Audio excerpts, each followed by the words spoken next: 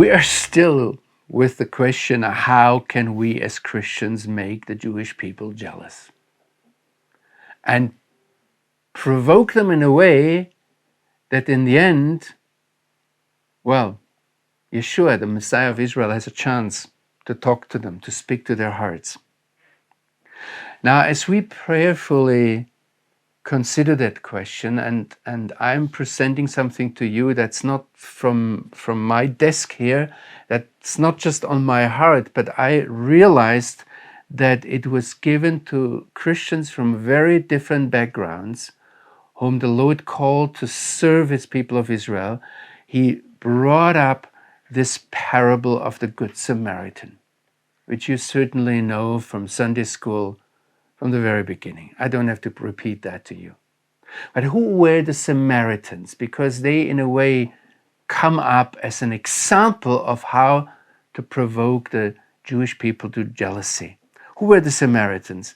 They originally came, we are told in the Bible, from Babylon, Cutha, Ava, Hamad, and Sepharvaim, and they were placed in the land of Israel instead of the people of Israel, who had been taken away to Assyria. Today, the Samaritans, we still have them here. They live in modern Israel in the town of Holon, or most of them live on Mount Gerizim, the Mount of Gerizim, near Nablus. It's very interesting that if you look into the Bible, there is the first thing, this replacement of the Jewish people. And then it says they feared the Lord and at the same time served their idols. Now, I know we as Christians don't feel that way, but take a few steps backwards and try to look at yourselves with Jewish eyes.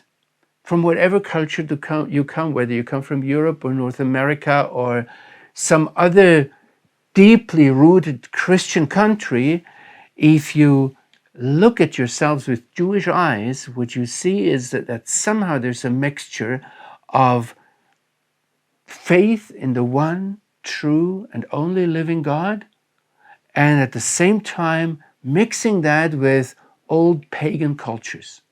Just take the name Easter. It is connected to the Ostera, an old German goddess, who, if you're Jewish, then you hear Ashtera, Ostera, Ostera, Ostera, Asherah, You're right in on Mount Carmel, where the prophet Elijah is asking now, do you want to follow Baal or do you want to follow the one true living God? And it's no accident that Jesus, Yeshua, when he met the Samaritan woman, he told her, you worship what you do not know.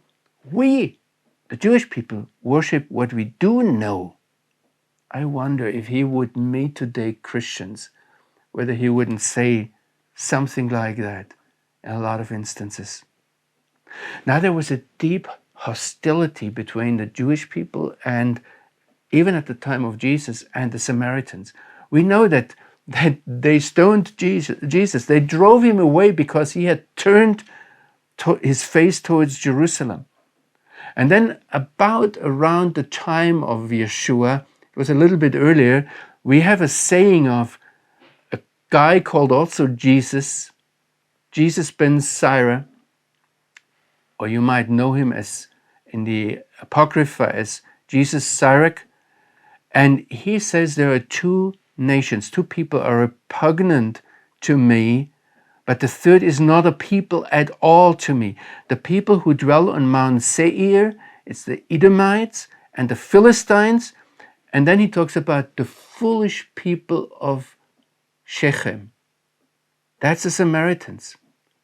You remember they are no people, they are foolish people. And you remember what's written in Romans 10, where the Lord, or where Paul writes that I will make you jealous of a no nation and of a foolish nation.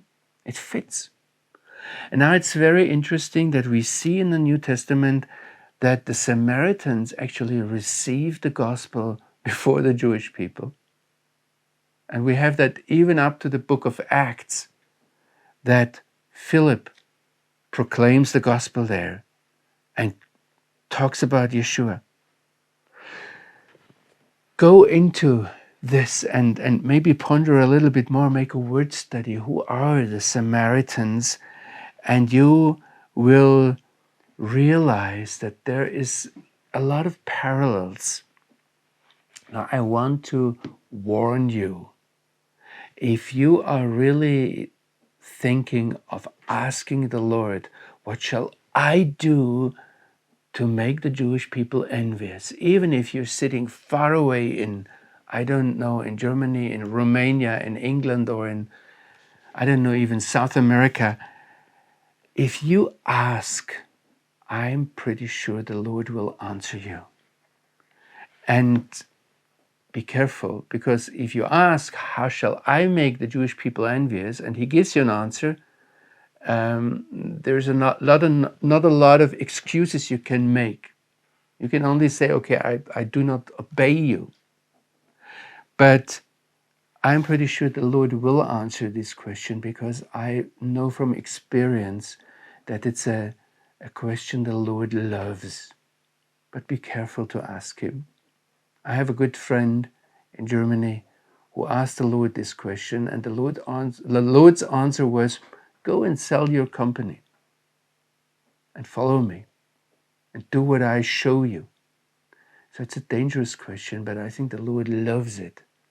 And you will discover more parallels in the Bible. I took only the Samaritans out for now. If we ask the question, how to make the Jewish people envious.